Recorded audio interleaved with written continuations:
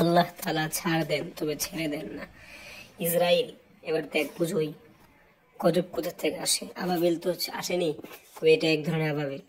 দাবা এখন যে নিউজটা করেছে সময় টিভি এবং বিভিন্ন টিভি, সেটাই আপনাদেরকে শোনাচ্ছি। দাবানলের রেশ না কাটতেই এবার বন্যার কবলে পড়েছে ইসরায়েল। রোববার 4 মে থেকে দক্ষিণ ইসরায়েলের বেশ কিছু অংশে প্লাবিত হতে শুরু করে।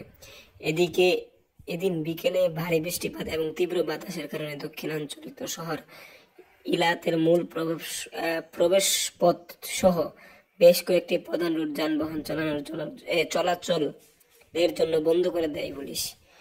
দক্ষিণাঞ্চলীয় শহর দিমোনাতেও প্রবল বজ্রপাত এবং শিলাবৃষ্টি হয়েছে। স্থানীয় আবহাওয়া সংস্থা জানিয়েছে রোববার বিকাল 4:30 পর্যন্ত কিবুক সামারে 34 মিলিমিটার 1.3 ইঞ্চি এবং কিবুইউত বাতাদ 17 মিলিমিটার 0.7 ইঞ্চি বৃষ্টিপাত হয়েছে। পুলিশ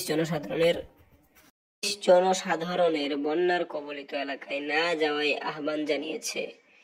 কর্তৃপক্ষ জোর দিয়েছে, বলছে প্লাবিত রাস্তা, ঝর্ণা বা জলাশয়ের কাছে যাওয়া বা পার হওয়া নিষিদ্ধ এবং এটি করা জীবনের জন্য হুমকি স্বরূপ। এবার বুঝোই ঠেলা কারে গো। তারপরে বলেছে জনসাধারণ বন্যা করে পড়বে এমন এলাকায় প্রয়োজন ছাড়া না যাওয়ার আহ্বান জানিয়েছে পুলিশ। ভারী বৃষ্টির বন্যার কারণে মির্জোপে রেমন থেকে কেতুরা জংশন পর্যন্ত রুট 40 বন্ধ ছিল। আইন গেদি থেকে আরাবা জংশন পর্যন্ত রুট 90 এবং সেখান থেকে দক্ষিণ দিকে ইলাত পর্যন্ত যাতায়াত বন্ধ করে দেওয়া হয়।